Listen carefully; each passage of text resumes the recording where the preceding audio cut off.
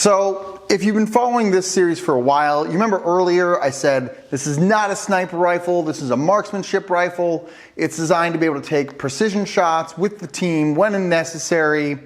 It's not a sniper rifle. We're supposed to be able to just run with the team as normal, but then when we need to take that distance shot, we're more equipped to do that. It turns out that's all a lie. Hey everyone, Dylan Schumacher, Citadel Defense, and we are back with our marksmanship rifle series. And we have taken a hard right turn in this series. That wasn't intended, that wasn't the point when I set out to make this, right? But things evolve, things change, and so here we are. And so I thought it was kind of time for an update. I thought about putting this in as a separate video series, but I wanted to continue this series because I really think this it's a good way to track and show the evolution of thought that I've gone down with this gun, this system. And you may or may not agree with that evolution of thought, right? You might be like, well, I don't want to do that. Or you might think, oh, maybe that is where I want to land or whatever. But I wanted to come back here to kind of show you where we're at and where things are, how we got there, explain why we got there, and then, we can continue to have this conversation and do better. I guess I say conversation, but, well, you can leave a comment. That's always fun. Real quick, if you're new to here, my name is Dylan Schumacher, which is Citadel Defense. I make and design gun gear and teach a couple classes a year. So if you're interested in that, go over to the website, check it out. I think you'll like it. So I think where we left off last on this series was I was building a reloading bench, which is still sitting in my shop right over there, actually. And I still haven't done anything with that yet. But that's potentially coming. I do have a friend who's really trying hard to talk me out of getting into reloading and just buying some bullets that fit this gun and just running with it. We'll see. That may or may not happen. He may or may not be successful. But the idea is, where are we at with this gun right now? And there's been one major change, one minor change. First of all, minor change. So what I did, just again, as we continue to update this gun to keep you at where we're at, or to keep you up to date where we're at, excuse me, is I marked my magazines with these Coyote Brown mag poles. So these are my magazines that I will store my premium ammo in, right? My rounds that are specifically zeroed for this gun. And that is just a way for me to mark the magazine, to know that, oh, those got my nice primo rounds in them, not my normal range, training ammo, whatever. And so that's just a little quick tip here on how to do that. So that's how I marked mine. You can mark yours different, tape, colors, markers, whatever. But this I just found to be a really quick reference system. Now, big update. I got a Night Force. So I got a Night Force. What is this? This is the NX8. And this is a 2.5 to 20. 50 millimeter objective lens. This is like, if you know, right? This is like the premium scope to get. And I went all in on this because I wanted that capability to reach out to distance, right? I realize, again, hard change on the original purpose and principle of this gun. But I went all in for that. And I'm glad I did. I've gone out to zero this a couple different times now.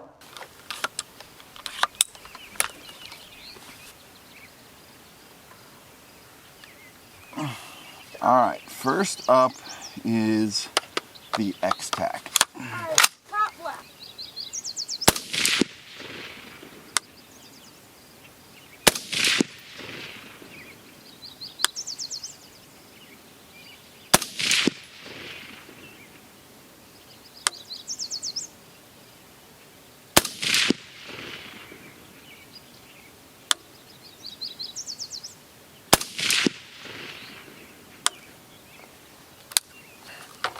Put one more in there, I guess.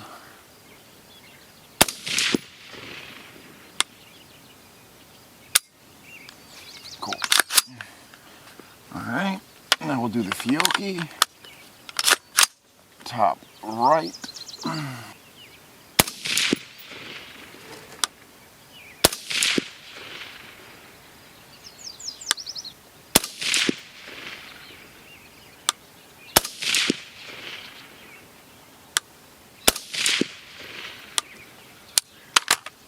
That's a tight group there, Dad. I don't know.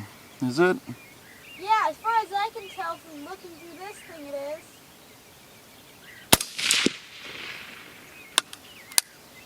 Yeah, that's 77 grain, alright. Alright, bottom middle, here we go.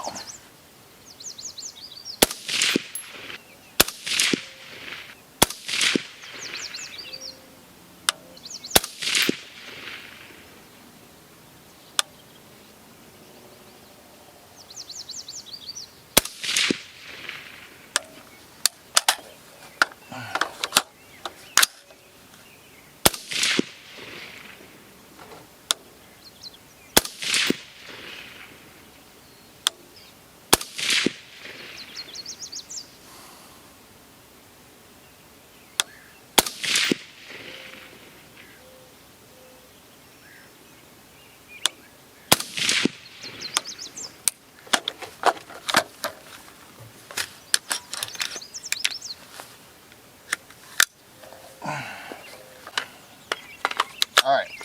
Alright. Fiocchi.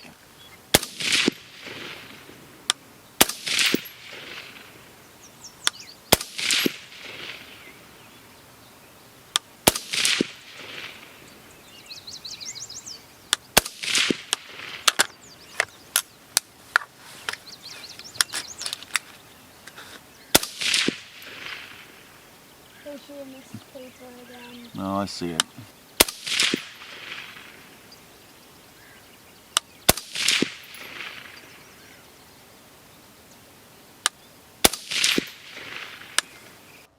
I say a couple because the first one, I ended up having ammo-related issues. I was shooting some X-Tac, and I'll roll in some pictures and other footage here as we're talking.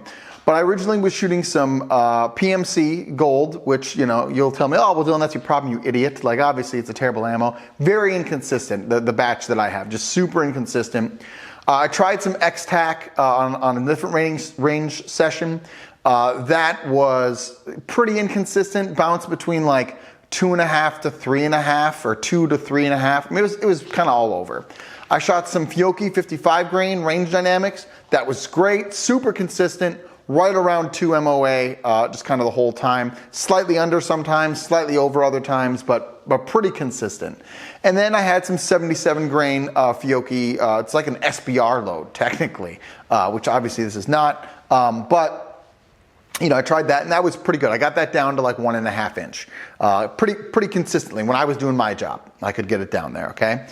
And so right now, that's what this gun's zeroed to. May change in the future. Probably gonna play with some other different rounds. Might do the reloading thing. We'll see, whatever, okay? But that's neither here nor there. So, coming to the rifle, why did we go with the Primo scope? Why did we try to make more of a sniper rifle scope, right? Rather than a marksmanship scope?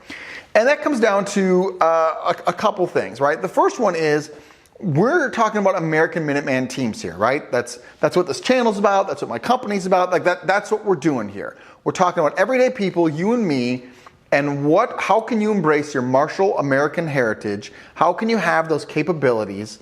And what can you do with that, right? Now, what are the chances of you and your boys tooling up and then you're gonna have 12 dudes and you're gonna do like some full like, you know, platoon in the attack kind of things, right? Probably not, right? But if China drops in tomorrow and there's 4 of you or 6 of you and you have 2 or 3 of these rifles, you can hold up like 10 city blocks, right? Because you shoot a couple guys in a platoon from 400 yards away and the whole platoon stops, right? Until they can figure out what we're gonna do next. Why? Because no one wants to get shot, right? No one wants to get shot. So, you know, they might call in things that go boom on you and you might have other problems, and there's a whole tactical discussion we can have about that, right?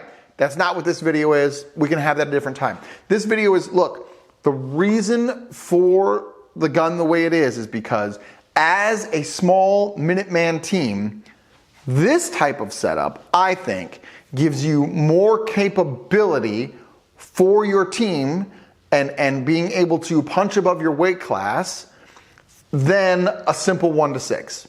Is 1 to 6 bad? No. I still have that optic, probably gonna put it on another rifle, probably gonna make someone on my team hump it, right? Like probably gonna still use it and have it in rotation. But this, a special purpose designed weapon for a special purpose designed thing, shooting at things far away, I think gives you, the American Minuteman, an added capability that you just otherwise wouldn't have, right? Now, this is just a 5.56 gun. This is an 18-inch, accurized upper. It's a ballistic advantage barrel. I got this from Focus Trip. Great dude, cool design or craftsmanship. Design's probably the wrong word. It's an AR-15. We all know how that works, right? But great craftsmanship. Did a good job for me. Really happy with it. Okay. When he probably sees my groups, is going to cry in his sleep at night and tell me that I'm, shaming him and his rifle. But he did, I will say, added a Magpul dust cover on here because I put a bootleg bolt carrier group in there, and the dust cover wasn't staying closed, and I politely complained to him, and he replaced it and fixed it for me. So thanks, bro. So point being, I think that gives you a lot more capability, right? To reach out to 400, 500, 600 yards and to be able to hit that at distance is an extended range capability. This is why we've had snipers in combat since ever, since we've had firearms, right? Well, it's probably not entirely true. World War I, it became really popular, but you get the point, right? That's an added capability. And it's an added capability in a small team setting. So again, let's say you got 6 guys, right? And you got 3 rifles. Well, now you have three sniper buddy pairs, right? You can have a spotter and a shooter. You can hold that pair up on the, 8th floor of a 20-floor building, and you can really make someone's life difficult if they're a full platoon coming down the street, right? You can make their life very, very difficult. Again, there's all other countermeasures they can take on you. This isn't a sniping video. This is just saying that capability for a small team, I think we probably don't talk about enough. I know there's been the whole T-Rex arms debacle recently, but I think Lucas has been on that train for a while, and I think there's some wise thinking there, right? If you can put thermals or night vision on this thing, right, now you expand your capabilities even more, and that's pretty cool. So I think that we've taken a hard right turn here because my tactics in approaching how can I get the most bang for my buck out of this system has changed slightly. And I think when you put the super fancy optic on it and you can dial out to those extreme ranges, you can put a can on it, you can put a rifle length gas system on it, so I'm getting the easiest recoil impulse in the gun. I can put the bootleg boot carrier group in here, bootleg bolt carrier group, which if you're not familiar, great bolt carrier, really big fan. It allows you to tune down the gas so it's dumping gas out the ejection port here, and you're not getting nearly as much back in your face, and it smooths out the cycling of the gun. Big fan. I've been trying to get a hold of them. I would love to sell those. If you guys ever see this, contact me. I want to sell those. So big fan of that.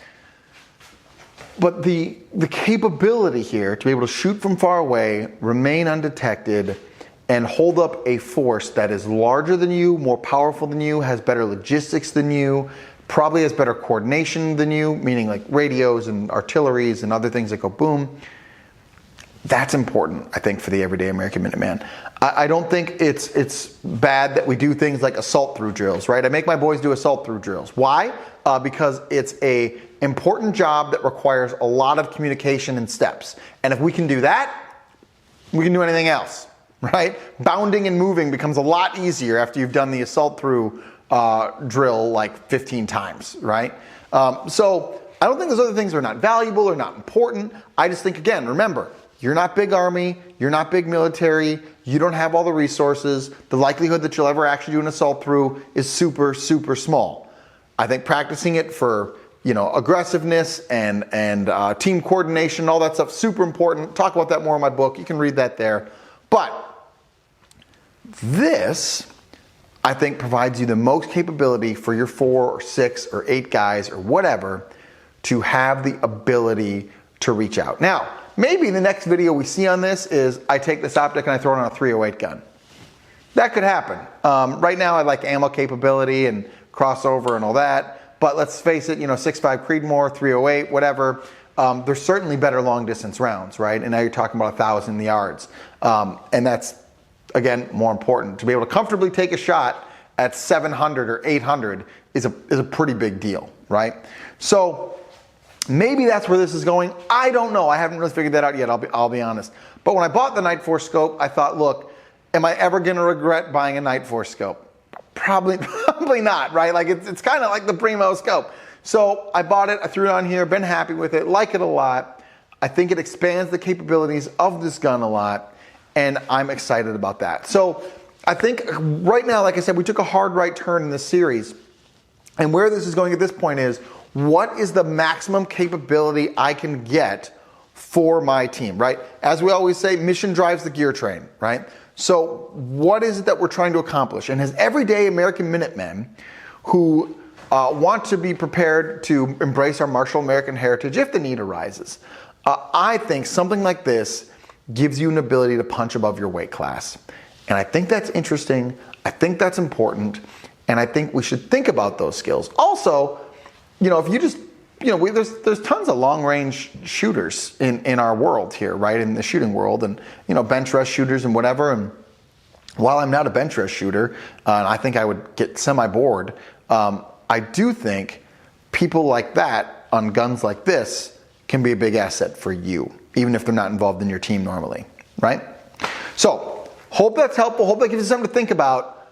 Let me know where you're at with the accurized sniper, marksman, whatever we're calling this rifle thing now. I think this is an interesting line of thought. I'm excited to continue to pursue it, and I will keep updating the series and report back depending on where we go from here. Do brave deeds and endure.